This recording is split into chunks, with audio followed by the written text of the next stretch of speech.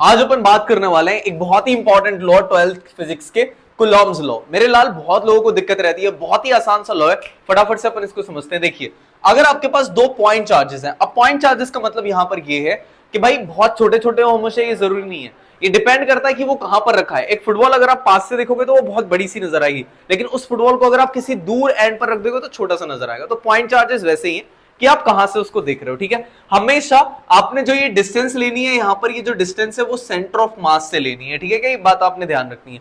मान लीजिए दो पॉइंट चार्ज आपके पास है, उनका नेचर सेम भी हो सकता है जैसे मैंने यहां पर लिया है, और उनका नेचर डिफरेंट भी हो सकता है। ठीक है क्या, अब जो फोर्स लगता है वो अलोंग द एक्सिस लगता है, एक्सिस की तरफ। यहां पर देखो दोनों पर कैसे हैं, दोनों सेम चार्जेस हैं, तो ये एक दूसरे को क्या कर रहे होंगे, रिपेल कर रहे होंगे, ये दोनों क्या कर रहे होंगे, अट्रैक्ट कर रहे होंगे। ठीक है, तो उनका जो सेंटर ऑफ मास है उसके अलोंग ही क्या लगता है, फोर्स लगता है, और यहां ये एक दूसरे को अलग अलग की तरफ फोर्स लगा रहे हैं। अब अगर आप यहां पर देखो, ये जो फोर्स इस पर लग रहा है, ये फोर्स 1 पर कौन लगा रहा होगा, 2 लगा रहा होगा, तो यहां पर लिखा है F2 on 1, मतलब दूसरे वाले चार्ज की वजह से पहले वाले पर फोर्स, यहां पर पहले वाले पर दूसरे वाले के कारण फोर्स। ठीक है क्या, तो ये चीजें आपको समझ में आनी चाहिए। अब होता क्या है, कूलॉम्स लॉ बोलता है कि भाई साहब ये जो फोर्स लग रहा है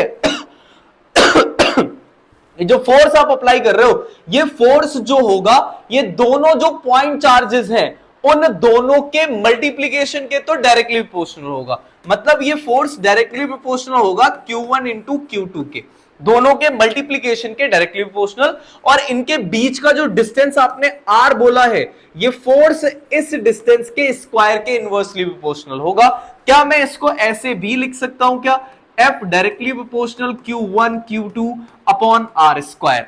आपको पता है जब भी प्रोपोर्शनैलिटी का साइन हटता है तो एक कांस्टेंट आता है, यहां भी एक कांस्टेंट है मेरे लाल, विच इज के, ये होता है Q1 Q2 upon R square. तो यहां से आप क्या कर सकते हैं, फोर्स फाइंड आउट कर सकते हैं कूलॉम्स लॉ के थ्रू, इलेक्ट्रिक फोर्स। ठीक है क्या, अगर आप यहां से इसको देखने की कोशिश करते हैं, के को आप कैसे फाइंड आउट कर सकते हैं, के की वैल्यू होती है 9 इंटू 10 टू द पावर 9। आप एक तो यहां से फाइंड आउट कर सकते हैं, या फिर के इज इक्वल्स टू होता है 1 अपॉन 4 पाई एप्सिलॉन नॉट। यहां पर अगर आप एप्सिलॉन नॉट को देख रहे हैं तो वो वैक्यूम परमिटिविटी है, और इसकी वैल्यू होती है 8.85 इंटू 10 टू द पावर -12। ये आप देख सकते हैं, के का यूनिट आप ध्यान रख सकते हैं न्यूटन मीटर स्क्वायर पर कूलॉम स्क्वायर। ठीक है क्या, आई होप वीडियो आपको पसंद आई होगी, चैनल को कर दो subscribe. Thank you so much.